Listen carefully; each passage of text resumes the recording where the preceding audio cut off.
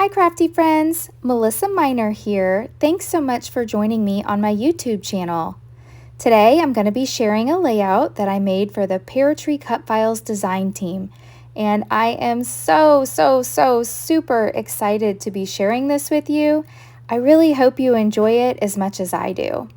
All right, let's go ahead and get started. The first thing that I want to show you are the products that I'm using. I'm using this paper line by Simple Stories called Crafty Things, and I have the 6x8 paper pad. And look at this, one of these sheets that's in here. It looks like a Cricut mat. So how perfect is that I'm using a cut file and this cute little sheet that looks like a Cricut mat. Oh my gosh, it's so cute. I can hardly stand it. All right, the cut file that I chose it says Crafty Friends Make the Best of Friends. And so I picked this up off the PearTree Cutfiles website. So I will leave it linked down below in the description box, as well as any other products that I'm using today. I'll have links to those as well.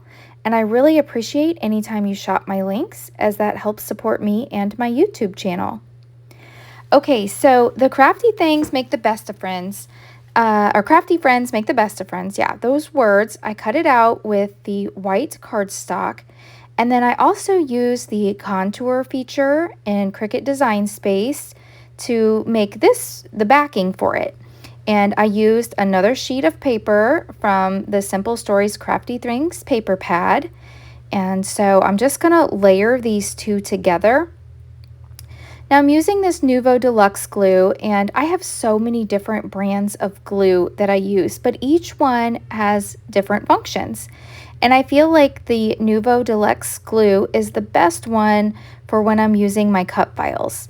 And the reason that I like it for the cut files is anytime you feel like there's going to be some glue like oozing out from the edges, this Nuvo Deluxe glue really dries clear and doesn't leave any residue. So I think it's the best glue to use when you have something like this where I'm gluing the outline of the cut file over top of the other.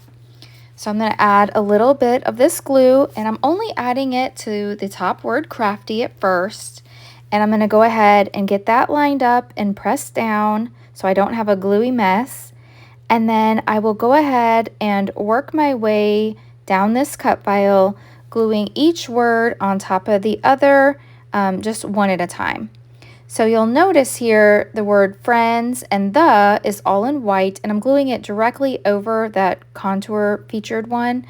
And this way I think it gives my cut file just a little bit of dimension so that it actually pops off the page without having to add any foam tape or anything like that. So I really like the way this looks. And I'll continue doing this off camera for the majority of this so you don't have to watch me glue this. But I also think it's helpful to leave a little bit of this footage in just so that you can see the whole process of how we get the cut file to the end results.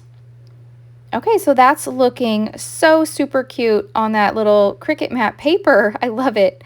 Now this Simple Stories Crafty Things line also comes in 12 by 12, so I think it'd look really cute as a 12 by 12 page too. Now the next step I'm doing to my cut file is I have my Cricut mat here, and I have a lot of these, so this is just an inexpensive one I have. But I'm taking the insides of the letters that were in the white, and I'm just go ahead and placing them back in so that it looks complete. I like the little white outline on all parts of the letter, so you can see that like in the R and the A and the D, how that looks. Now off camera, I made this cute messy background, and I did this by using some Shimmer Paints. I'm using a Creameez in the color of Berry Hot. So I apologize I don't have that on film, but that's what I did is I took a 12 by 12 sheet of cardstock. I cut that down a little bit to 11.5 by 11.5. And the white cardstock I use is a white cardstock, and I put some clear gesso on it so that my mixed media could travel along on the page.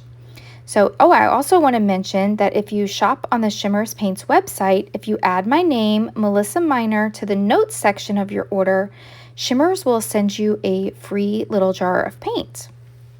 Okay, so I apologize, I'm off screen here a little bit, but what I'm doing is I'm gluing these little yellow and white papers to the white cardstock of the mixed media, and they are in 6x8 size, so I had to make them work. So I'm gluing 2 together on top of this white, and then I'm going to leave the mixed media there on the left hand side of the page just so you can see just a little bit peeking out, and I really like the way that looks.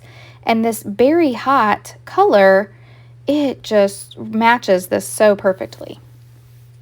Okay, so here's the picture that I want to use, and it's actually the PearTree Cutfiles design team photo. So when it was announced who the design team was for 2024-2025, that's the photo I'm using.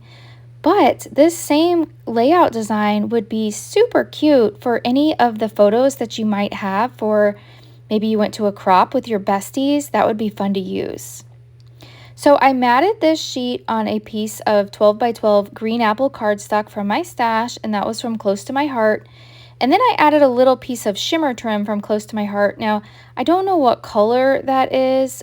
It was just a little scrap that I had left, but it looks cute too. All right, so I think I want to add 2 of the little craft mat papers. So in the paper pad, you get 2 of each design.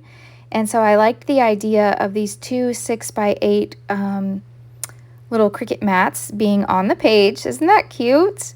And you'll see there I backed my photo with one of the sheets from the paper pad, and that was that same rainbow design that I used for my title. So I love all the color that this brings in. It's just so fun and bright and vibrant. And I'm really excited to be documenting this photo. I can't tell you how honored I truly am to be on this design team. I don't consider myself an amazing Cricut whiz or anything. I just like to use it to make some cut files and cut out a few things, but I'm hoping that by following me, maybe I can teach you a few tips and tricks that I've learned along the way. And like I said, I'm really honored to be on this design team with the amazing talent that's in this group. So I hope that you are following each of these ladies on their social media platforms.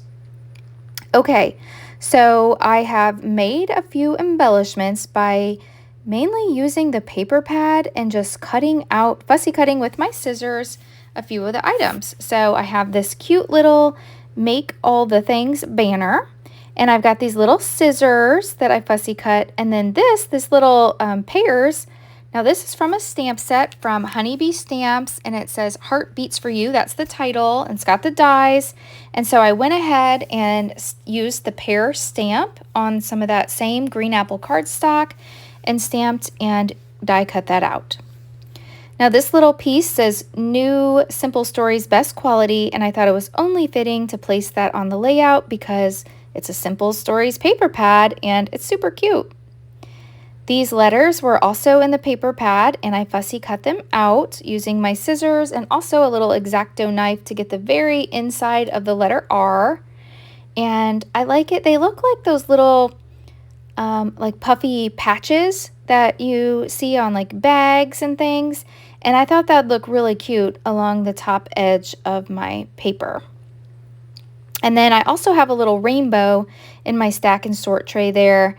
And that was a free gift that I received with purchase from, I believe, Color Rush Studio. And I thought that the colors matched perfectly. So I'm thinking about using it on the layout, but I'm kind of unsure right now. Okay, I'm bringing in some of these adhesive strips that are really thin from scrapbook.com. And I want to pop up these letters to give them some dimension. And I love using these thin strips so that I don't have to cut my other foam down. These strips are just perfect and super easy to add dimension. So I'll do the rest of those off camera. So I went ahead and popped the word crafty up using those thin strips of foam and the scissors with the thin foam. But now I'm bringing in some foam from my stash. This is just some fun foam. And I'm going to use my tacky glue now in my fine liner bottle. And I'm going to add this to the back of some of these other larger embellishments. And that way it will give all of the embellishments on my page a little bit of dimension. Oh my gosh, I love the way this layout is turning out. I am so excited about it, and I can't say enough about how much I love this paper. It's super cute. I think I'm gonna have to buy it in the 12 by 12 size too, and maybe some of the embellishments. So this whole line has the cutest little embellishments. I just didn't have them for today's layout, so that's why I'm fussy cutting items from the paper pad to make my own. Okay, so I'm gluing this last little best quality little banner here to the layout, and that looks cute. And now I want to kind of look at this rainbow to decide if I want to use it. Now it's a different brand, so I wasn't sure about mixing and matching different brands, but I do love the colors and I think it looks cute right there. I'm also going to dry fit it in another spot. So I'll try it, I believe, at the top and maybe the corner. I'm just seeing where I like it, but over here on the left-hand side, I feel like it's kind of just floating in space, and I want my embellishments a little bit tighter together. So I don't think it looks right there, but I do like it because I don't know when I would use this embellishment again, and it's the perfect colors. So I think I do want to add it to my layout. So off camera, I will go in and glue the rainbow down. All right, so I got that glued down and that looks cute. And now I'm gonna finish my layout off by adding in some sequin detail. These sequins are a sequin mix from Catherine Pooler, and I believe this mix was called Romance. It's from an older collection, but I really like this. And again, I'm just all going by colors and what I think looks nice on this page. So I'm using my little pick tool here, and it has a wax tip, and that makes it easy to apply the sequins. This tool is from Pink and Main.